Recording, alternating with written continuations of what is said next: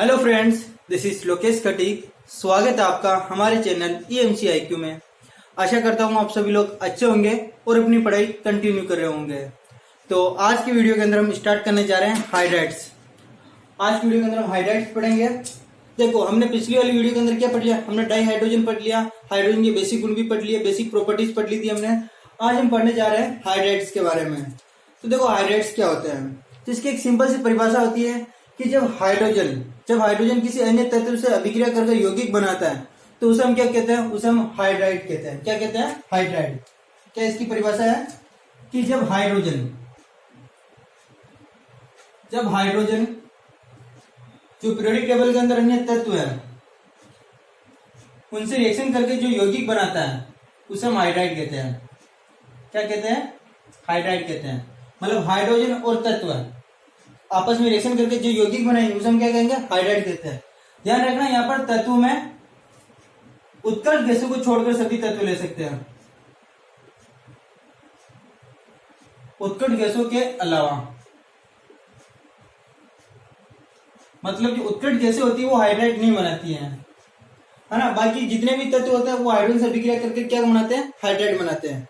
जैसे हम बात करते हैं, जैसे ये हाइड्रोजन है आपके पास में और ये आपके पास में सोडियम है। हाइड्रोजन और सोडियम अभिक्रिया करके क्या बनाते हैं? NaH। इसके दो मोल ले लो, 2NH हो जाता है, इसे हम बोलते हैं सोडियम हाइड्राइड। क्या बोलते हैं? Sodium hydride. जैसे हाइड्रोजन कैल्शियम से अभिक्रिया करके क्या बनाती है? Calcium hydride.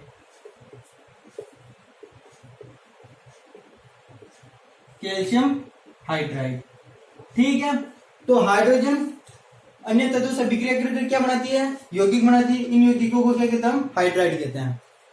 तो इस प्रकार से हाइड्राइड है। इनकी अलग अलग परिभाषा भी दी जाती है। जैसे IUPAC के अनुसार हम परिभाषा क्या देते हैं? हम इसकी परिभाषा देते हैं कि जब हाइड्रोजन परमाणु अपने से कम विद्युत ऋणी तत्व से योग करके द्विअंगी यौगिक बनाता है उन्हें हम क्या कहते हैं? हाइड्राइड कहते हैं। अपने से कम, जिनकी विद्युत ऋणता कम होती है, जैसे हाइड्रोजन और सोडियम है, तो यहाँ पर हाइड्रोजन की विद्युत ऋणता सोडियम से ज्यादा होती है। ये आपस में अभिक्रिया करके क्या बनाते हैं? सोडियम हाइड्राइड बनाते हैं। क्या बनाते हैं?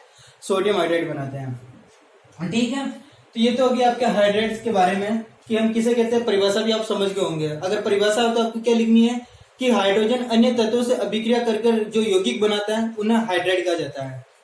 अब हम बात करते हैं कि जो हाइड्राइड होते हैं वो 3 प्रकार के होते हैं। जो हाइड्राइड्स होते हैं इन्हें 3 भागों में बांटा गया है। आयनिक हाइड्राइड, सहसंयोजक हाइड्राइड और एक होता है धात्विक हाइड्राइड। तो आप इसको नोट कर लो, फिर हम उनको डिटेल में पढ़ते हैं एक एक करके। तो अब हम इनके प्रकार का, जो हाइड्राइड्स का प्रकार है उसका पहला प्रकार हुआ आयनिक या लवणीय हाइड्राइड। इसके बारे में पढ़ते हैं। देखो, आयनिक या लवणीय यानी आयनिक और सेलियन हाइड्राइड्स किसे कहते हैं? तो सबसे पहले इसके अंदर आपको ध्यान रखना है कि S ब्लॉक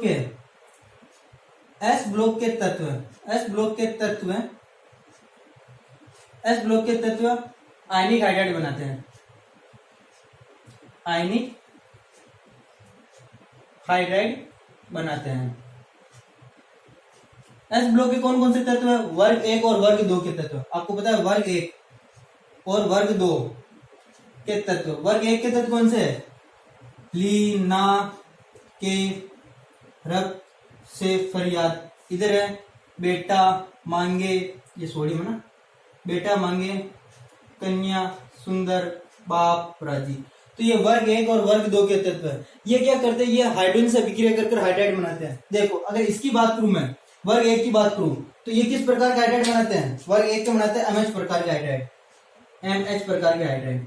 और ये किस प्रकार के हाइड्राइड बनाते हैं? MH2 प्रकार के हाइड्राइड, MH2 प्रकार के हाइड्राइड। जैसे देखो, जैसे लिथियम हाइड्रोजन से अभिक्रिया करके क्या बनाएगा? LiH बनाएगा। क्या बनाएगा? LiH बनाएगा। ये 2 मोल ले लो, ठीक है, LiH।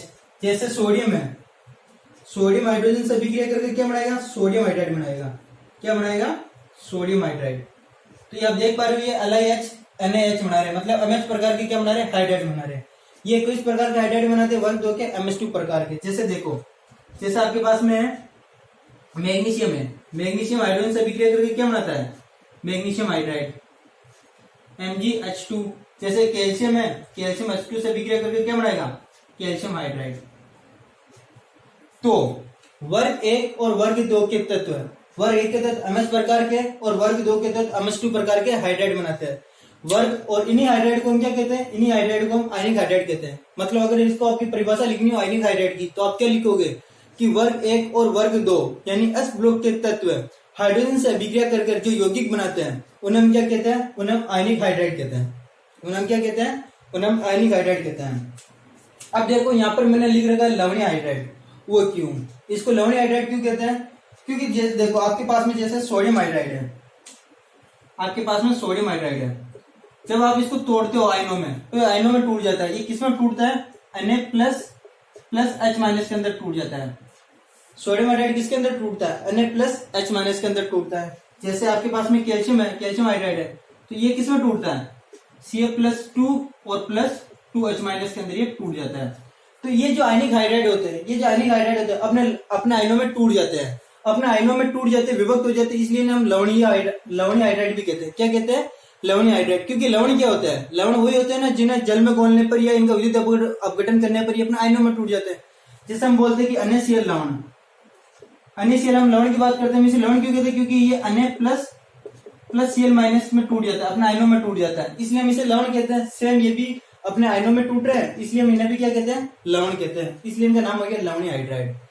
ठीक है, तो इस तरह से इन्हें क्यों आयनिक हाइड्राइड किन्हें कहते हैं, कौन से तत्व वर्ग 1 और वर्ग 2 के तत्व बनाते हैं, लवणीय हाइड्राइड क्यों कहते हैं, ये भी हमें पता चल गया है। अब आपको इसके अंदर इसके जो थोड़े गुण है वो आपको ध्यान रखने की, कौन कौन से इसकी प्रॉपर्टीज है, नोट कर लो, फिर उसको करते हैं ना उसको। ठीक है,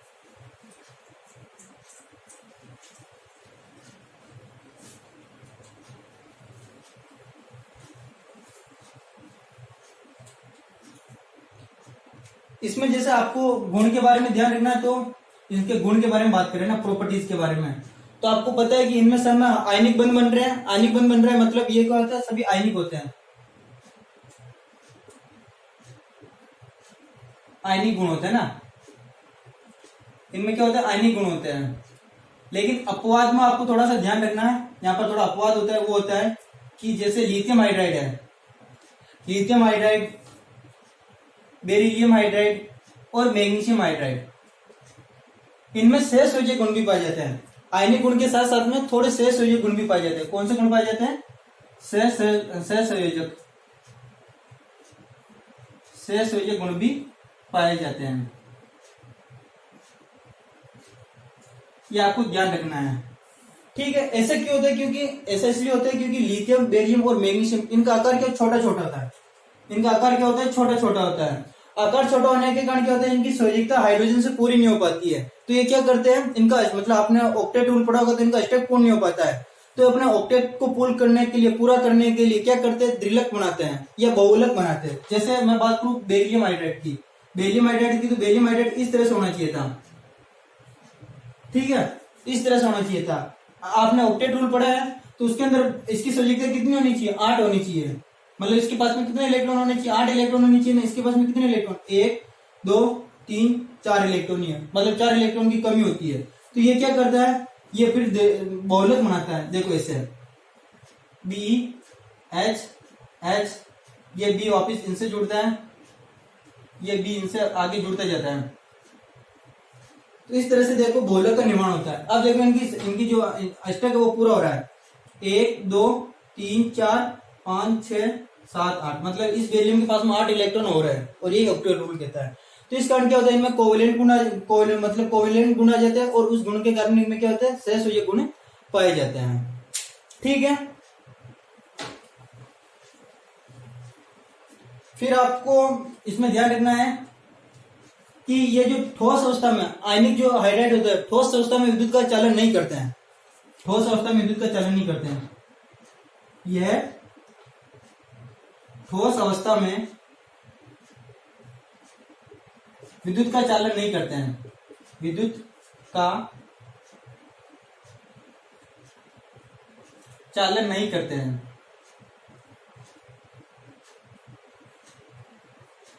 ठोस अवस्था में विद्युत का चालन नहीं करते हैं, लेकिन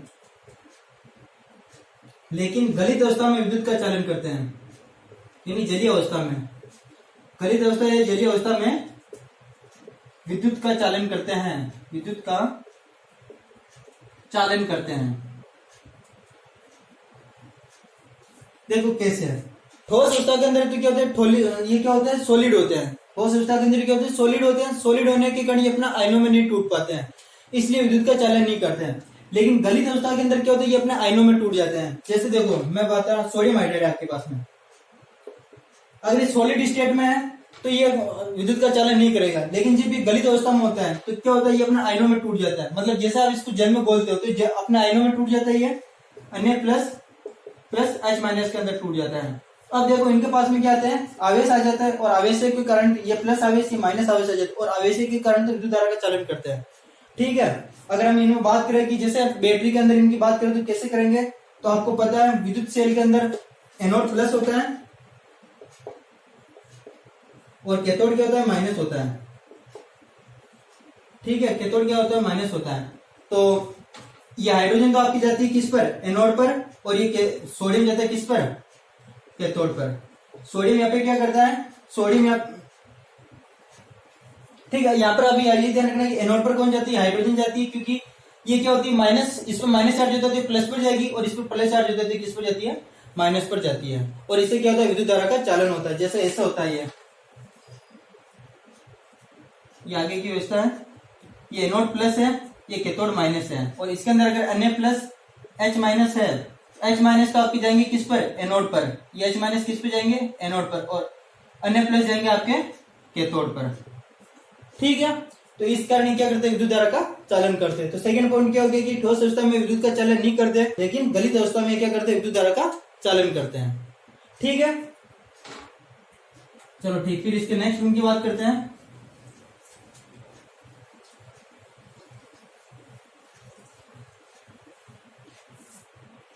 देखो इसका और गुण है कि ये अपचय की बात व्यवहार करती है। जो आयनिक हाइड्राइड होते हैं वो अपचय की बात व्यवहार करते हैं, इनमें अपचय का गुण पाया जाता है, अपचय का गुण पाया जाता है। अपचय मतलब जो खुद का ऑक्सीकरण करता है और दूसरे का क्या करता है, अपचयन करता है। जैसे सोडियम हाइड्राइड, सोडियम हाइड्राइड है, ये CO कार्बन मोनोऑक्साइड से विक्रिया करता है, तो क्या करता है, ये क्या बना लेता है, इसका आप 2 मोल ले लो तो ये बना लेता है HCOONA प्लस C। अब देखो यहाँ पर क्या हो रहा है ये समझना। यहाँ पर देखो अगर मैं बात करूं कार्बन की ऑक्सीडेशन अंक निकालो तो यहाँ पर कार्बन की ऑक्सीडेशन अंक आती है +2, कितनी आती है, +2। और अगर आप यहाँ पर देखो कार्बन की ऑक्सीडेशन अंक तो 0, क्या आती है, 0। तो आप यहाँ पर देखो, यहाँ पर कार्बन का ऑक्सीकरण अंक कितना था, 2 था, यहाँ पर 0 है, मतलब इसका क्या हो गया, अपचयन हो गया।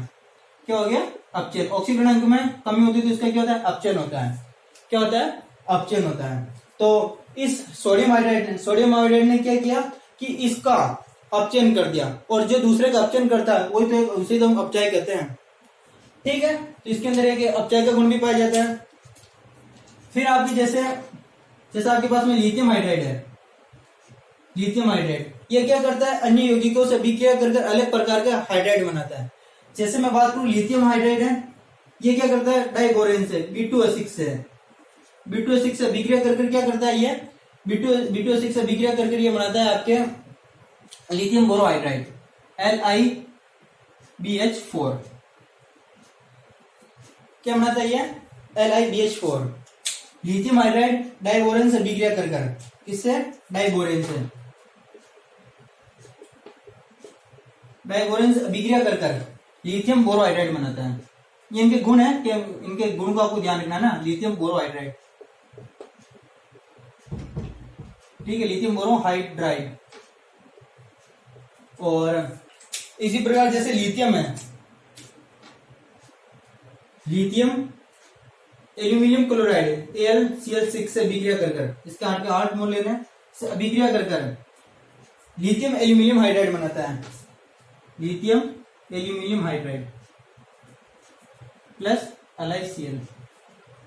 ठीक है, बैलेंस क्लोरीन 6 और लिथियम कितने 8 है, 6 और 2। तो लिथियम हाइड्राइड क्या करता है, एल्यूमिनियम क्लोराइड से अभिक्रिया करके क्या बनाता है, lithium aluminium hydride. Lithium aluminium hydride. ठीक है, तो ये लिथियम एल्यूमिनियम हाइड्राइड के गुण होते हैं जो दूसरे यौगिकों से अभिक्रिया कर अलग प्रकार का हाइड्राइड बनाते हैं। ये तो लिथियम हाइड्राइड है, ये लिथियम बोरोहाइड्राइड और ये लिथियम एल्यूमिनियम हाइड्राइड है। इसी प्रकार आपको एक छोटी सा एक बात ध्यान रखनी है, वो है कि जो कैल्शियम हाइड्रोक्साइड है, ये क्या है, कैल्शियम हाइड्रोक्साइड, इसको ध्यान रखना, इसको हाइड्रोलिथ कहते हैं, हाइड्रोलिथ कहते हैं इसे, ये नाम आपको ध्यान रखना है। क्वेश्चन पूछ सकते हैं कि हाइड्रोलिथ किसे कहते हैं, तो कैल्शियम हाइड्रोक्साइड को, कैल्शियम हाइड्राइड को क्या कहते हैं, हाइड्रोलिथ कहते हैं। इसका उपयोग हाइड्रोजन के परिवहन के लिए किया जाता है, मतलब हाइड्रोजन को एक स्थान से दूसरे स्थान पर ले जाने के लिए किया जाता है। ठीक है, तो ये आपके पूरा कंप्लीट हो चुका है आयनिक या लवणीय हाइड्राइड। इसमें हमने इसकी परिभाषा देख ली और उसके गुण भी देख लिए हैं। अब हम सेकंड प्रकार पर चलते हैं, तो आप इसको नोट कर लो, फिर हम वो सेकंड वाला करते हैं। तो अब हम हाइड्राइड्स का सेकंड प्रकार पढ़ने वाले हैं, वो है सहसंयोजक या आणविक हाइड्राइड। सेकंड प्रकार कौन सा है, सहसंयोजक या आणविक हाइड्राइड।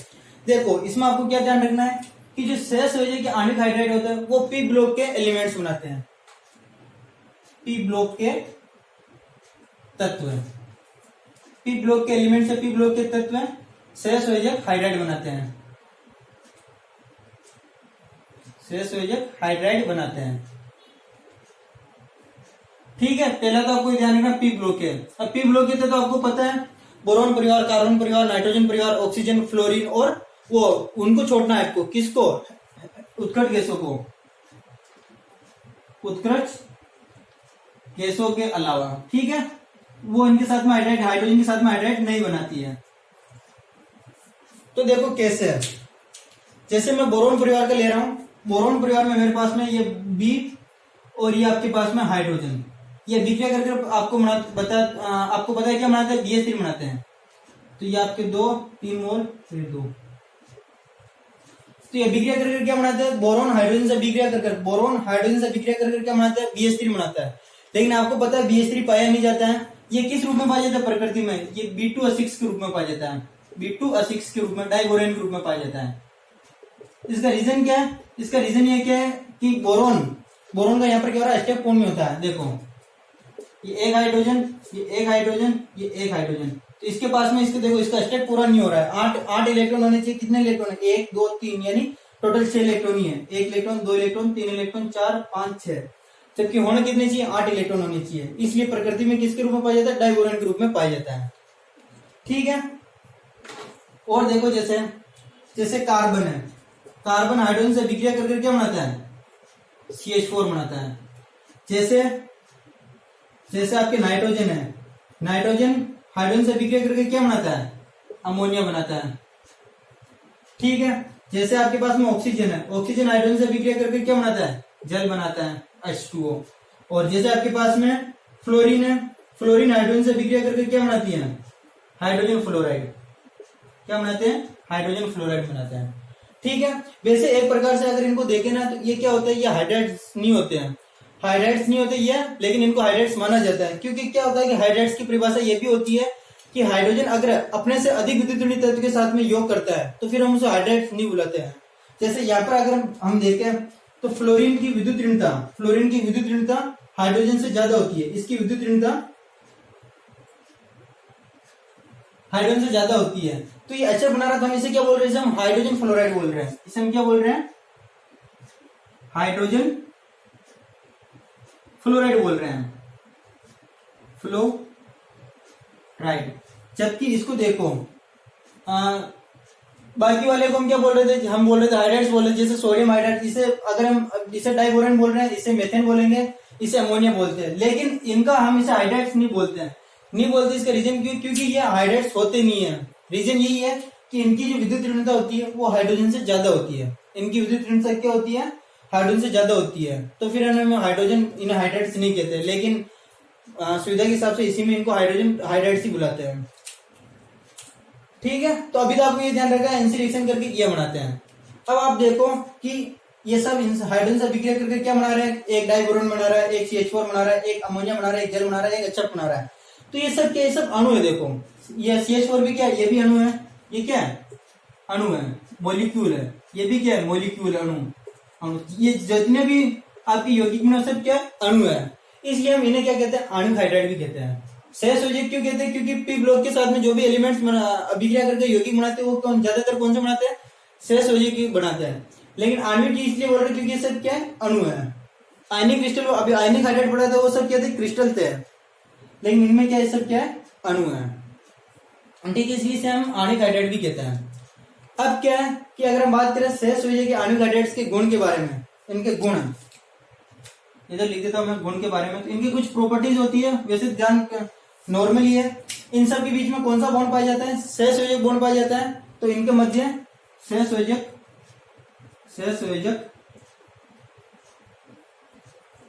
बंध पाया जाता है। ठीक है, पहला तो सहसंयोजक बंध पाया जाता है।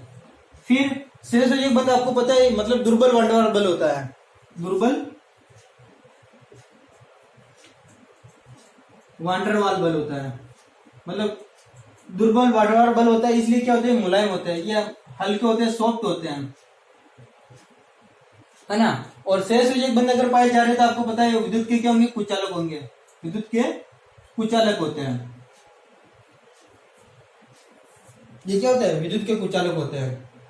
तो बस ये गुण आपको इसमें क्या करना है, ध्यान रखना है कि इनमें सहसंयोजक बंध पाए जाते हैं और ये दुर्बल वान डेर वाल्स बल होते हैं इनके बीच में, और ये क्या होते हैं, विद्युत के कुचालक होते हैं। अब क्या होता है कि जो सहसंयोजक या आणविक हाइड्राइड है, जो सहसंयोजक या आणविक हाइड्राइड है, इनमें क्या होता है, इन्हें इलेक्ट्रॉनों के आधार पर, इलेक्ट्रॉनों की संख्या के आधार पर या बंधों की संख्या के आधार पर 3 भागों में बांट रखा है। इन इलेक्ट्रॉनों की संख्या के आधार पर या बंधों के आधार पर 3 भागों में बांट रखा है। तो आप पहले इनको नोट कर लो, फिर हम बात करते हैं कि वो कौन कौन से 3 भाग हैं।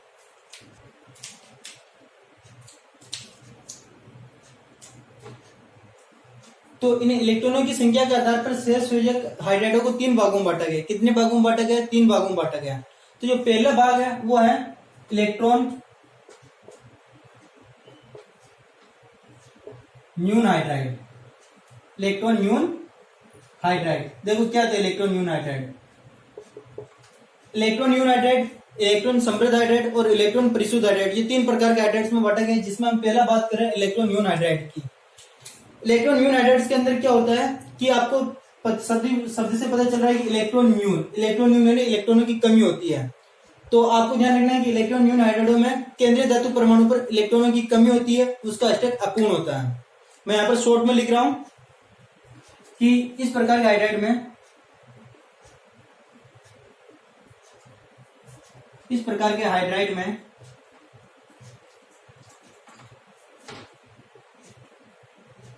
केंद्रीय परमाणु, इस प्रकार के हाइड्राइड में केंद्रीय परमाणु का अष्टक अपूर्ण होता है, का अष्टक अपूर्ण होता है। अपूर्ण होता है मतलब खाली होता है, उसके पास में 8 इलेक्ट्रॉन नहीं होते हैं। और अगर आपसे पूछे कि इलेक्ट्रॉन न्यून हाइड्राइड कौन से वर्ग के तत्व दर्शाते हैं, पी ब्लॉक की बात हो रही, ध्यान रखना। तो वर्ग 13 के तत्व, वर्ग 13 के तत्व, वर्ग 13 के तत्व इलेक्ट्रॉन न्यून यौगिक होते हैं। वर्ग 13 के तत्व इलेक्ट्रॉन न्यून यौगिक होते हैं। देखो कैसे समझना ना, वर्ग 13 यानी बोरोन परिवार, मैं ले रहा हूं बोरोन। बोरोन हाइड्रोजन से अभिक्रिया कर क्या बनाता है, BH3 बनाता है। क्या बनाता है, BH3। ये 2 मोल ले लो, ये 3 और ये 2, ठीक है, BH3 बनाता है। तो एक बार आप BH3 बनाकर बता दो। देखो BH3 कुछ इस तरह से बनता है ना, देखना, ये B, ये H, ये H और ये H। अष्टक का नियम क्या कहता है कि जो केंद्रीय परमाणु, उसकी संयोजकता कितनी होनी चाहिए, मतलब पूरी होनी चाहिए, उसके पास में 8 इलेक्ट्रॉन होनी चाहिए। देखो इसके पास में कितने इलेक्ट्रॉन, 1 2 इलेक्ट्रॉन, 3 4 इलेक्ट्रॉन, 5 6 इलेक्ट्रॉन। इसके पास में 6 इलेक्ट्रॉन है। इसको अपना स्टेप पूर्ण करने के लिए कितने इलेक्ट्रॉन और चाहिए, इसको 2 इलेक्ट्रॉन और चाहिए, 2 इलेक्ट्रॉन और चाहिए। तो ये क्या है, इलेक्ट्रॉन न्यून यौगिक है। इसके पास में इलेक्ट्रॉनों की क्या कमी है, इसलिए हम इसे क्या करें, इलेक्ट्रॉन न्यून हाइड्राइड कहते हैं। और ध्यान रखना कि ये अपना स्टेप को पूर्ण करने के लिए क्या करता है, इस रूप से किसके रूप में पाया जाता है, B2H6 के रूप में पाया जाता है। B2H6 यानी डाइबोरेन के रूप में पाया जाता है। देखो कैसे, इसकी भी संरचना बनाकर मैं बता देता हूं। ये बोरोन, ये हाइड्रोजन से जुड़ा, ये हाइड्रोजन से जुड़ा, ये हाइड्रोजन एक और बोरोन से, एक और बोरोन से, वापिस ये हाइड्रोजन से, दोनों हाइड्रोजन से जुड़ा है, ठीक है। अब देखो इस बोरोन की 8 इलेक्ट्रॉन हो रहे हैं, नहीं हो रहे हैं, 1 electron, 2 electron, 3 electron, 4 electron, 5 electron, 6 electron, 7 electron, 8 electron. इस बोरोन के पास में 8 इलेक्ट्रॉन हो रहे हैं, इस बोरोन के पास में भी 8 इलेक्ट्रॉन हो रहे हैं। तो अब ये क्या हो गया, ये इसलिए डाई, मतलब ये किसके रूप में पाया जाता है, B2H6 त्रिलक के रूप में पाया जाता है, जिसे हम डाइबोरेन कहते हैं, ठीक है। तो ये तो हो गया आपके इलेक्ट्रॉन न्यून हाइड्राइड। सेकंड जो आपके प्रकार है वो आपको ध्यान रखना है, वो है आपके बी, इलेक्ट्रॉन परिशुद्ध हाइड्रोजन, परिशुद्ध हाइड्राइड, इलेक्ट्रॉन परिशुद्ध हाइड्राइड। तो इलेक्ट्रॉन परिशुद्ध हाइड्राइड क्या होते हैं? इस प्रकार के हाइड्राइडों में केंद्रीय परमाणु का अष्टक पूर्ण होता है। मैं सिंपल से चेंज कर रहा हूं।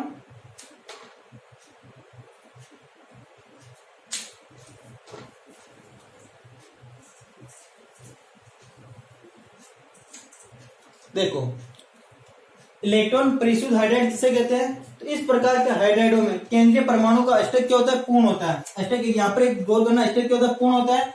और वर्ग 14 के तत्व इलेक्ट्रॉन परिशुद्ध हाइड्राइड होते हैं।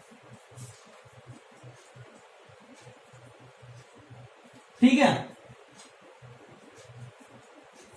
तो इलेक्ट्रॉन परिशुद्ध हाइड्राइड क्या होते हैं कि ये मतलब इनका अष्टक पूर्ण होता है और ये वर्ग 14 के तत्व क्या दर्शाते हैं? इलेक्ट्रॉन परिशुद्ध हाइड्राइड दर्शाते हैं। देखो कैसे है, कार्बन है, इसकी बिक्री हाइड्रोजन से करवा दो तो आपको पता है क्या बनाएगा? CH4 बनाएगा। क्या बनाएगा? CH4 बनाएगा। सिलिकन है, सिलिकन की बिक्री भी हाइड्रोजन से करवा दो तो क्या बनाएगा? सिलिकन हाइड्राइड बनाएगा। देखो इनका चित्र आप इनकी संरचना बनाकर देख लो, अष्टक पूर्ण नहीं है।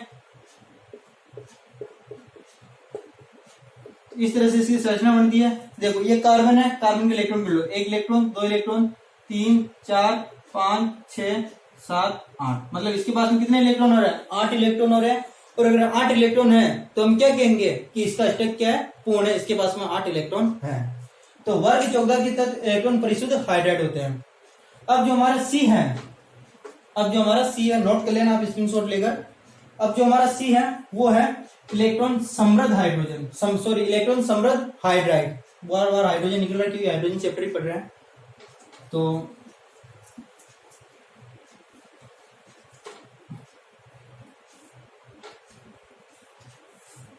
जो शेष आणविक हाइड्राइड में तीसरा प्रकार है वो है इलेक्ट्रॉन समृद्ध यानी इलेक्ट्रॉन रिच।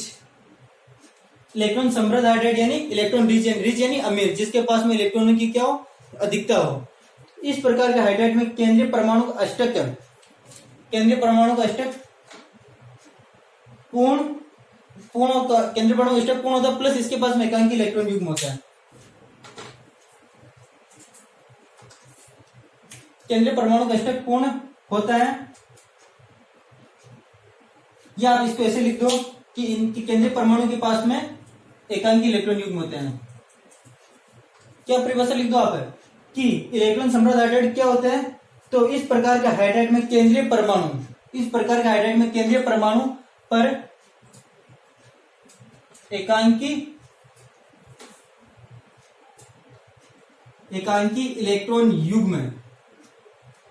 इलेक्ट्रॉन युग्म उपस्थित होते हैं। क्या होते हैं? एकांकी इलेक्ट्रॉन युग्म उपस्थित होते हैं। और आपको ध्यान रखना है कि वर्ग 15, 16 और 17 के तत्व इलेक्ट्रॉन समृद्ध हाइड्राइड होते हैं। वर्ग 15, 16, 17 के तत्व इलेक्ट्रॉन समृद्ध यानी रिच हाइड्राइड बनाते हैं।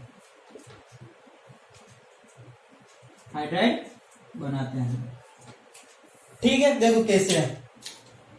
जैसे आपके पास में वर्ग 15 की अगर मैं बात करूं तो ये आपके पास में नाइट्रोजन, ठीक है, ये हाइड्रोजन से अभिक्रिया कर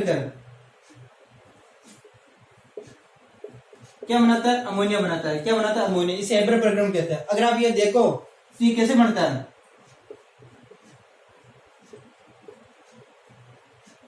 ये इस तरह से होता है। ये 3 इसकी संयोजकता पूरी हो जाती है और इसके ऊपर दो क्या होते हैं? एकांकी युग्म होते हैं। तो इनके ऊपर एकांकी युग्म उपस्थित होने के कारण इन्हें क्या कहते हैं? इलेक्ट्रॉन समृद्ध हाइड्राइड कहते हैं। जैसे ऑक्सीजन की बात करते हैं, ये क्या बनाते हैं? H2O। इसकी बात करते हैं तो देखो इसके पास में ये इलेक्ट्रॉन होते हैं। और अगर हम एक और बात करें HF की, तो ये इसके भी आपको 2 मोल लेने, ये H2 लेना, सॉरी। तो ये क्या बनाएंगे? आपके 2HF बनाएंगे। क्या बनाएंगे? 2HF। और ये कैसे बनेगा? H और ये F। आपके पास में क्या होता है? देखो एकांकी युग्म होते हैं, इस तरह से है। तो इसके पास में भी एकांकी युग्म है, इसके पास में भी एकांकी युग्म है, और इसके पास में भी क्या है, एकांकी युग्म है। एकांकी युग्म है तो हम इसे क्या कहते हैं, इलेक्ट्रॉन समृद्ध हाइड्राइड। तो हमने 3 प्रकार के हाइड्राइड पढ़ लिए इसके अंदर। इलेक्ट्रॉन न्यून जिसमें इलेक्ट्रॉनों की कमी हो, वर्ग 13 के तत्व। इलेक्ट्रॉन परिशुद्ध जिसके पास में जिसका स्टेट पूर्ण हो, वर्ग 14 के तत्व। और लास्ट इलेक्ट्रॉन समृद्ध हाइड्राइड जिसके अंदर एकांकी युग्म उपस्थित हो, वर्ग 15, 16, 17 के तत्व। इस प्रकार के हाइड्राइड बनाते हैं। नोट कर लो आप इसको। फिर हमारा जो लास्ट हाइड्राइड है वो पढ़ते हैं। तो अब हमारा जो हाइड्राइड्स का लास्ट प्रकार है वो है धात्विक असमीकरणमितीय या अंतरकाशीय हाइड्राइड, मतलब मेटालिक, नॉन स्टोइकियोमेट्रिक या इंटरस्टेशियल हाइड्राइड के बारे में हमको पढ़ना है। तो इसके अंदर सबसे पहला पॉइंट आपको क्या ध्यान रखना है कि ये डी और एफ ब्लॉक के तत्वों द्वारा बनाए जाते हैं। डी व एफ ब्लॉक के एलिमेंट्स द्वारा बनाए जाते हैं। ये हाइड्राइड जिनके द्वारा बनाए जाते हैं, डी व एफ ब्लॉक के एलिमेंट्स के द्वारा बनाए जाते हैं। सबसे पहले तो आपको ध्यान रखना है, ये भी ध्यान रखना कि डी और एफ ब्लॉक के अंदर सारे नहीं दर्शाते हैं। जैसे डी और एफ ब्लॉक की बात करते हैं तो इनके अंदर टोटल वर्ग कितने होते हैं, ग्रुप कितने होते हैं, 10 ग्रुप होते हैं। जैसे मैं एक आपको सिंपल दर्शाऊं, साइंस टीचर विता पिपरानी मत फे को नी क्यों जलती हो, ये ठीक है। ये आपके पास में क्या है, 1 2 3 4 5 6 7 8 9 10, ये 10 वर्ग होते हैं। तो आपको ध्यान रखना है कि वर्ग 7, वर्ग इनमें 7वां कौन सा है, ये वाला वर्ग 7। इसके नीचे भी और तत्व आएंगे वो, और वर्ग 9 इनके भी नीचे जो तत्व आएंगे। इसके अंदर 3D 4D 5D 6D श्रेणी होती है। तो इसका वर्ग 7 है। वर्ग 7 और वर्ग 9 वाले तत्व, इनके ये वाले तत्व और इनके नीचे आने वाले तत्व है, वो क्या करते हैं, इस प्रकार के हाइड्राइड्स नहीं बनाते हैं। ध्यान रखना ना कि वर्ग 7 और वर्ग 9 के तत्व इस प्रकार का हाइड्राइड नहीं बनाते हैं। और वर्ग 6 के अंदर इसके अंदर केवल ये क्रोमियम बनाता है। इसके अंदर इसके नीचे जितने भी तत्व आएंगे वो नहीं बनाएंगे, केवल ये क्रोमियम बनाएगा। क्रोमियम के नीचे आने वाले तत्व इस प्रकार के हाइड्राइड नहीं बनाते हैं। तो ये बात आपको थोड़ी सी ध्यान रखनी है, ठीक है। तो डी व एफ ब्लॉक के द्वारा कौन सा हाइड्राइड बनाया जाता है, धात्विक हाइड्राइड बनाए जाते हैं। परिभाषा क्या होगी कि जब डी व एफ ब्लॉक के तत्व हाइड्रोजन से विक्रिया कर जो यौगिक बनाते हैं उन्हें हम क्या कहते हैं, उन्हें हम धात्विक हाइड्राइड कहते हैं। उन्हें हम क्या कहते हैं, धात्विक हाइड्राइड कहते हैं। या उन्हें समीकरण यानी नॉन स्टोइकियोमेट्रिक या अंतरकाशीय हाइड्राइड कहते हैं। क्यों कहते हैं, जो देखो अगर हम बात करें इन्हें नॉन स्टोइकियोमेट्रिक क्यों कहते हैं, तो देखना थोड़ा सा पहले कॉन्सेप्ट समझना। जैसे यहाँ पर है NaCl है ना, अगर मैं इसको बात करूं ये Na प्लस और ये Cl माइनस में टूटता है। तो ध्यान रखना जितने Na प्लस आयन होते हैं ना उतने Cl माइनस आयन होंगे। अगर 100 Na प्लस आयन है तो 100 ही Cl माइनस आयन हो गए। और अगर मैं इनसे आपसे अनुपात पूछूं तो 100:100 यानी 1:1। 1:1 ये एक सरल अनुपात है, एकदम इजी अनुपात है ना। जैसे आपके पास में कैल्शियम हाइड्राइड है, मैं कहूँ ये कैल्शियम 2+ में टूटेगा और ये 2OH माइनस में टूटेगा। अगर मेरे पास में कैल्शियम के 100 परमाणु, कैल्शियम ये 100 है, कैल्शियम प्लस 2 आयन 100 है, तो ये हाइड्रोजन आयन कितने होंगे, 200 होंगे। कितने होंगे, 200 होंगे। और इनका अनुपात निकालू तो 100:200 यानी 1:2। आप देखो ये भी एक सरल अनुपात है। क्या है, सरल अनुपात। सरल अनुपात का मतलब देखो 1.5 1.9 ये सब एक सरल अनुपात है। लेकिन क्या होता है कि जब ये एफ और डी ब्लॉक के तत्व जब हाइड्रोजन से विक्रिया कर हाइड्राइड बनाते हैं तो सरल अनुपात में नहीं होते हैं। जैसे अगर मैं बात करूं इसके अंदर, जैसे लेंथेनम हाइड्राइड क्या होता है, तो इसमें जो हाइड्रोजन होता है वो होता है 2.87। ठीक है। जैसे अगर मैं इसमें अनुपात निकालने की बात करूं, अगर लेंथेनम कितना है, अगर लेंथेनम मेरे पास में 1 है, कितना है, 1 है, ये कितना अनुपात में होगा, 2.87 है। तो ये अनुपात सरल अनुपात नहीं है, ये क्या पॉइंटों में है। यहाँ पर पूर्ण संख्या आनी चाहिए, मतलब 1 3 5 7 कुछ भी हो, पूर्ण संख्या आनी चाहिए, पॉइंटों में नहीं आनी चाहिए। जैसे हम निकल हाइड्राइड की बात करते हैं, निकल हाइड्राइड में हाइड्राइड होता है 0.6 से 0.8। यहाँ पर अनुपात की बात करें तो 1:0.6 से 0.8। ये कोई एक सरल अनुपात नहीं होता है। जब ये एक सरल अनुपात में नहीं होते हैं तो इसे हम क्या कहते हैं, इसे हम नॉन स्टोइकियोमेट्री कहते हैं। क्या कहते हैं, नॉन स्टोइकियोमेट्री। जब अणुओं का अनुपात या परमाणु का अनुपात सरल अनुपात में नहीं होता है तो हम उसे क्या कहते हैं, नॉन स्टोइकियोमेट्री कहते हैं। और अगर अनुपात सरल अनुपात होता है तो हम इसे क्या कहते हैं, स्टोइकियोमेट्री कहते हैं। ठीक है, तो इसलिए हम इसे क्या कहते हैं, नॉन स्टोइकियोमेट्री कहते हैं।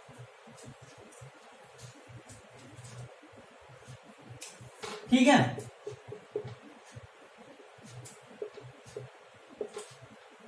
और अगर हम बात करें इन्हें अंतर्काशीय हाइड्राइड क्यों कहते हैं, तो इन्हें अंतर्काशीय हाइड्राइड इसलिए कहा जाता है, इन्हें अंतर्काशीय हाइड्राइड इसलिए कहा जाता है क्योंकि जैसे आपके पास में ये लेंथेनम है ना, तो ये लेंथेनम के आपके पास में क्या अणु है,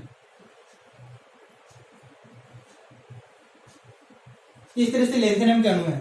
तो देखो यहाँ पर क्या हो रहा है, आप देख रहे हो यहाँ पर खालिस्तान दिख रहा है आपको, ये देखो ये खालिस्तान, ये खालिस्तान है, ये खालिस्तान, ये खालिस्तान, ऐसा बहुत सारा खालिस्तान होता है।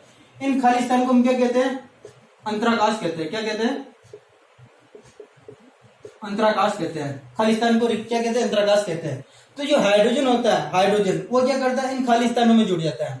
वो हाइड्रोजन क्या होता है, इन खालिस्तानों में जुड़ जाता है। यहाँ पर क्या जुड़ जाता है, हाइड्रोजन जुड़ जाता है, हाइड्रोजन जुड़ जाता है। तो इस हाइड्रोजन के इस अंतराकाश में जुड़ने के कारण, अंतराकाश यानी खालिस्तान, तो इस हाइड्रोजन के अंतराकाश में जुड़ने के कारण इन्हें हम क्या कहते हैं, अंतराकाशीय हाइड्राइड कहते हैं। ये थोड़ा सा टिपिकल टाइप का है, समझ में नहीं आता आसानी से। तो ये हाइड्रोजन क्या करते हैं, खालिस्तान पर जुड़ जाते हैं, इसलिए हम इसे क्या कहते हैं, अंतराकाशीय हाइड्राइड कहते हैं। ठीक है, तो ये हो गया। बस इसमें बात ध्यान रखने वाली यही है कि ये डी अवलोक के द्वारा दर्शाए जाते हैं। इनमें क्या होता है कि इनमें अनुपात सरल अनुपात में नहीं होता, इसलिए हम नॉन स्टोइकियोमेट्री कहते हैं। अंतराकाशीय हाइड्राइड क्यों कहते हैं, क्योंकि इनके बीच में खालिस्तान पाए जाते हैं। इन खालिस्तानों को अंतराकाश कहते हैं और इसके अंदर हाइड्रोजन जुड़ जाता है, इसलिए हम इन्हें अंतराकाशीय हाइड्राइड कहते हैं। ठीक है, और अगर इसमें गुण की बात करें तो इसमें गुण में आपको ध्यान रखना है कि ये क्या होता है, विद्युत के क्या होता है, सुचालक होते हैं। विद्युत के क्या होते हैं, ये विद्युत के सुचालक होते हैं, मतलब ये विद्युत और ऊष्मा दोनों के सुचालक होते हैं। ठीक है, और इसमें आप ये भी ध्यान रख सकते हो कि यह मतलब क्या करते हैं, ये भी एक अपचय की बात व्यवहार करते हैं। तो मेन रूप से आपको क्या इतना से ध्यान रखना है, अगर आप 11th क्लास के हिसाब से इसको पढ़ रहे हो तो आपको कौन सा चित्र से पढ़ना है, आपको पढ़ना है शेष संयोजक हाइड्राइड वाला, क्योंकि उसके अंदर वो 3 और आ जाते हैं, इलेक्ट्रॉन न्यून हाइड्राइड, इलेक्ट्रॉन परिशुद्ध हाइड्राइड और इलेक्ट्रॉन समृद्ध हाइड्राइड, जिनसे क्वेश्चन पूछा जाता है कि इलेक्ट्रॉन समृद्ध हाइड्राइड के उदाहरण दो या इलेक्ट्रॉन परिशुद्ध हाइड्राइड के उदाहरण दो। उदाहरण पूछे जाते हैं, इनसे डेफिनेशन तो कमी पूछी जाती है, इनके एग्जाम्पल्स पूछे जाते हैं। तो आप इनको अच्छी तरह से पढ़ लेना। 3 पढ़े हमने, आयनिक हाइड्राइड एस ब्लॉक के द्वारा दर्शाया जाता है, शेष संयोजक हाइड्राइड पी ब्लॉक के तत्व द्वारा दर्शाया जाता है। फिर उसके अंदर इलेक्ट्रॉन न्यून, इलेक्ट्रॉन परिशुद्ध, इलेक्ट्रॉन समृद्ध, और थर्ड हमने पढ़ा ये तात्विक हाइड्राइड या अंतरकाशीय हाइड्राइड या नॉन स्टोइकियोमेट्री हाइड्राइड। ठीक है, इनको आप अच्छी तरह पढ़ लेना। नेक्स्ट वीडियो के अंदर हम जल के बारे में पढ़ेंगे, जल यानी पानी के बारे में। ठीक है, थैंक यू।